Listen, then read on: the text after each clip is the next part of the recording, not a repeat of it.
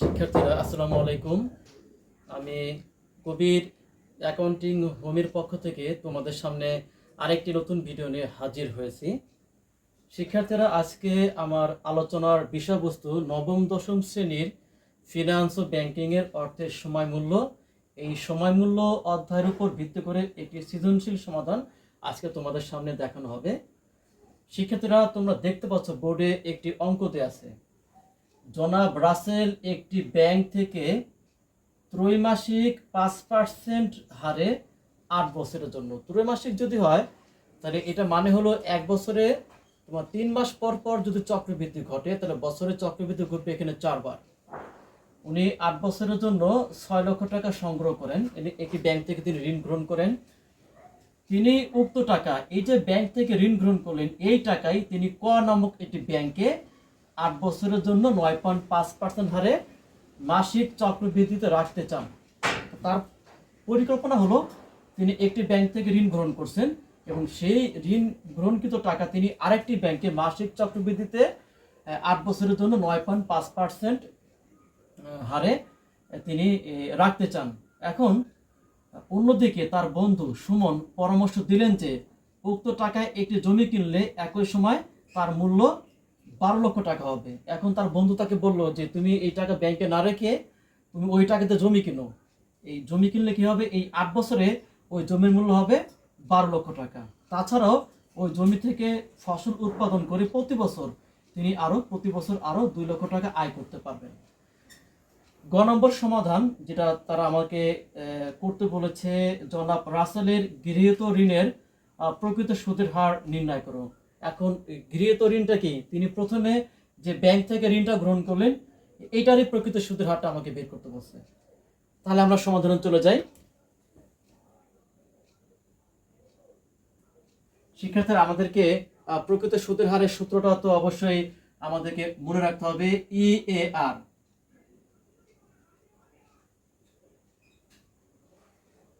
1 + I এখানে by M আর এখানে M -1।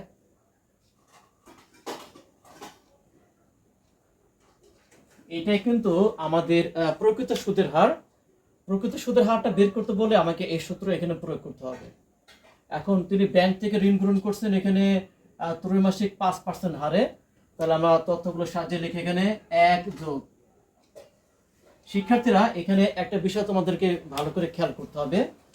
তিনি ব্যাংক থেকে কিন্তু ঋণ গ্রহণ করছেন ত্রৈমাসিক 5% হারে 8 বছরের জন্য। এখানে প্রকৃত সুদের হার যখন বের করতে বলবে এখানে বছর বা টাকাটি কিন্তু কোনো বিষয় না, আমাকে সুদের হারটা নিয়ে কিন্তু মূলত এখানে কাজটি করতে হবে।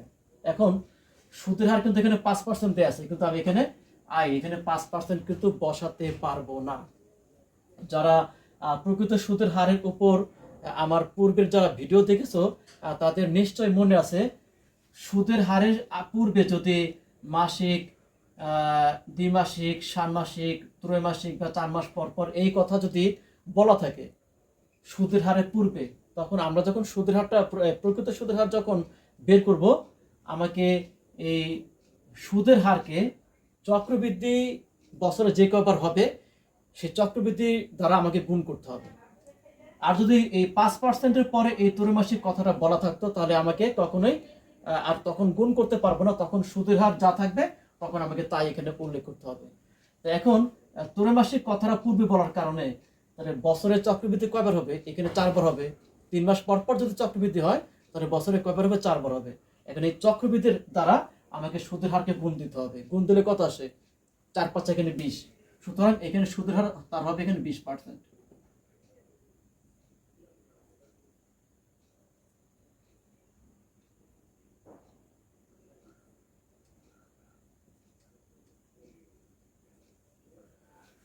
আমি তোমাদের সামনে আবার বলছি, এখানে সুদের হার কিন্তু 5% দেওয়া ছিল, এখানে 20% হওয়ার কারণ কি, যেহেতু ত্রৈমাসিক কথাটা পূর্বে বলা আছে, ত্রৈমাসিক কথাটা বলা থাকার কারণে তার বছরের চক্রবৃদ্ধি হবে 4 বার, যার ফলে সুদের হারকে আমরা 4 দ্বারা গুণ করলে এখানে 20% এখানে বের হয়ে আসছে।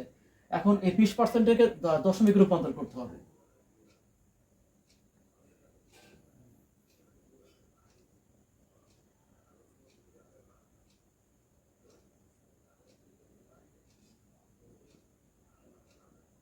তাহলে এখানে নিচে 4, যেহেতু তোমার বছরের চক্রবৃদ্ধি 4 বার ঘটবে, পাওয়ারও 4, এখানে -1, এখানে গুণ 100। এই তথ্যগুলো সাজানো কিন্তু হয়ে গেল আমার। তথ্যগুলো সাজানোর পরে আমাকে ক্যালকুলেশনের মাধ্যমে এখানে প্রকৃত সুদের হারটা এখানে বের করতে হবে। তাহলে 0.20 কে সর্বপ্রথম আমরা 4 দ্বারা ভাগ দিব। ভাগ হলো 4, এখানে 4 দ্বারা ভাগ দেওয়ার পর এখানে এসেছে 0.05। তারপরে এটার সাথে এই 0.05 বের হওয়ার পর এটার সাথে আমরা 1 যোগ করব, যোগ 1। তাহলে এখানে এসেছে 1.05। তাহলে পাওয়ার আমাকে 4 করতে হবে, পাওয়ার 4 করার পরে এখানে এসেছে 1.2155। আমরা ইচ্ছে করে সম্পূর্ণ মানটা ধরেও এখানে অঙ্কটা করতে পারি, অথবা এখান থেকে 4টা মান দিয়ে আমি অঙ্কটা সমাধান করতে পারি। এখন এই 4টা মান দিয়ে যদি অঙ্কটি সমাধান করতে চাই তাহলে আমাকে একটু বেশি লিখতে হবে। আর ইচ্ছে করে আমি একবার যদি করতে চাই তাহলে কিন্তু আমাদের আর বাড়তি কোনো কাজ করতে হবে না, যার ফলে আমি একবারে সমাধান করতে চাচ্ছি। এখানে 1.21550625। তাহলে এটাকে ভাগ দিলাম 4 দ্বারা, 1 যোগ করলাম, এখানে পাওয়ার 4 করলে এখানে আমার বেরের মানটা এবার বিয়োগ দিতে হবে 1, বিয়োগ 1 এবং সর্বশেষ গুণ 100।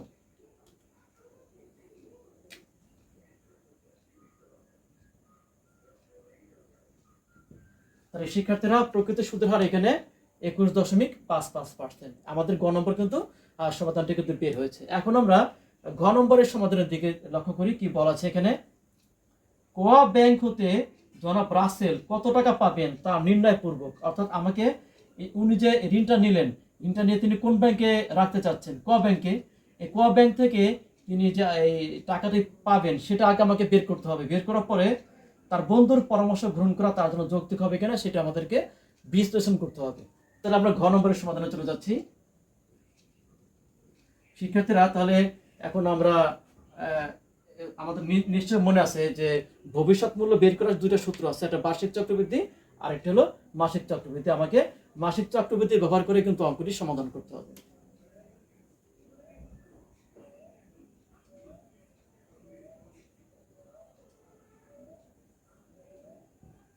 আমরা জানি এখানে এফ ভি সমান পিভি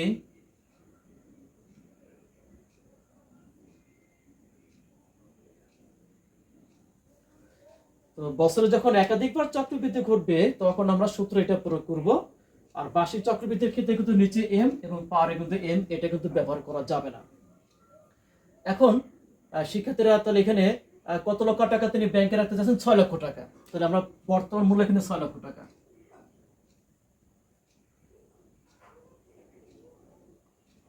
তারপরে এখানে 1 যোগ তার সুদের হার কত পার্সেন্ট ছিল, সুদের হার ছিল কিন্তু 9.5%। এই যে 9.5%। এখন 9.5 কে দশমিকে রূপান্তর করলে কত আসে, 9.5 ভাগ এখানে 100, তাহলে 0.095।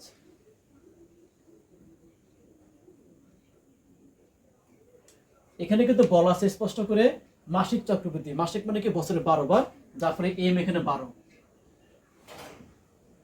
মেয়াদকাল কত, এখানে 8 বছর, এম এখানে 8 হবে। এখানে পার তোমার কত হবে, এখানে 8 গুণ এখানে 12। শিক্ষার্থীর আগে আমাকে এই কাজটি করতে হবে। তো প্রথমে 0.095 কে 12 দ্বারা ভাগ দেব, 0.095 ভাগ 12। সম্পূর্ণ মানটা আমি এখানে রাখবো, যে যে মানটা এখানে বের হবে তার সাথে আমি 1 যোগ করব, যোগ 1 যোগ করার পর তার সাথে পার করতে হবে 96, পাওয়ার এখানে 96। শিক্ষার্থীর যে মানটা এখানে এসেছে এখান থেকে 4টি মান ধরে আমি অঙ্ক সমাধান করব। তাহলে 6 লক্ষ, এখানে গুণ, এখানে মান এসেছে 2.131886888। এখন এখান থেকে 4টি মান রাখবো, তাহলে 2.13119। এখানে 9 কেন হবে, কারণ ওই যে 8 পর যেহেতু 8 আছে, তাহলে এখানে আমাকে 18 কে আমাকে 19 করতে হবে, 2.1319, অর্থাৎ 18 এখানে 19 হতে হবে, কারণ এই 18 পরে কিন্তু 8 আছে। আমাদের নিয়ম হলো 5 বা তার বেশি হলে আগে দুই সংখ্যার সাথে আমাকে 1 যোগ করতে হবে। এখন আমরা গুণ করে দেখি, 6 লক্ষ গুণ 2.1319।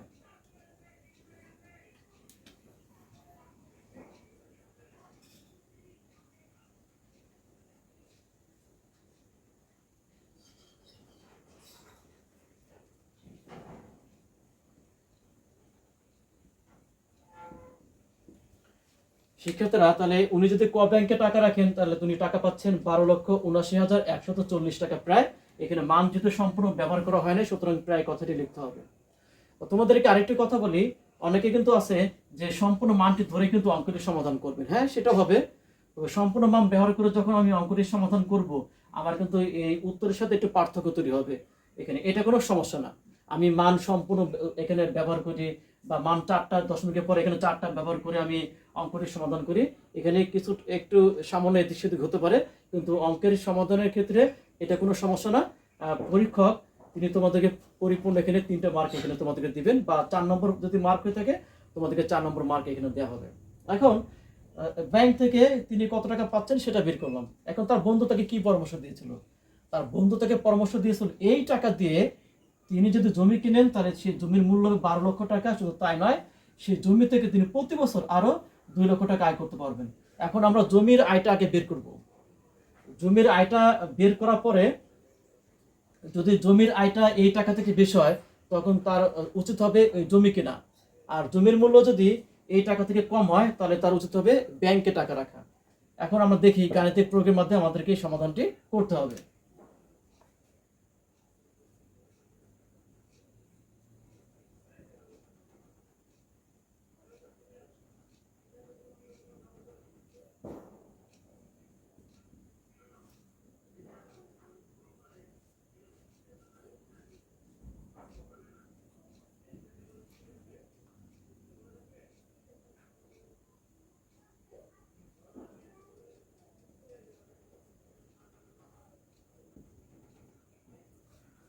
এখন আমরা জমির মূল্য প্লাস জমি থেকে কত টাকা আমরা আয় করতে পারবো। এখন জমির মূল্য কিন্তু এখানে 12 লক্ষ টাকা হবে।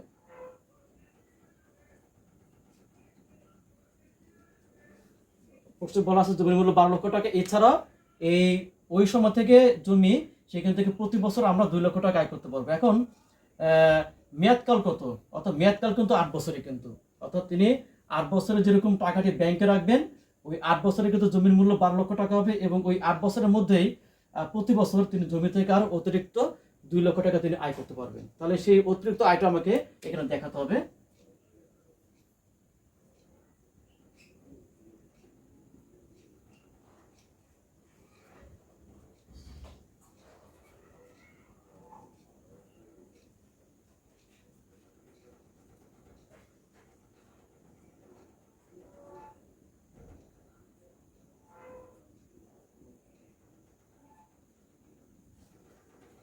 তো জমির মূল্য এখানে 12 লক্ষ টাকা, এবং প্রতি বছর যদি ওই জমি থেকে 2 লক্ষ টাকা আয় হয়, এখানে বলা আছে প্রতি বছর আরো 2 লক্ষ টাকা আয় হলে এই 8 বছরে সেই আয়ের পরিমাণটা হবে 16 লক্ষ টাকা। তাহলে ওই জমি থেকে তার মোট মূল্য হবে, জমির মূল্য এখানে 28 লক্ষ টাকা।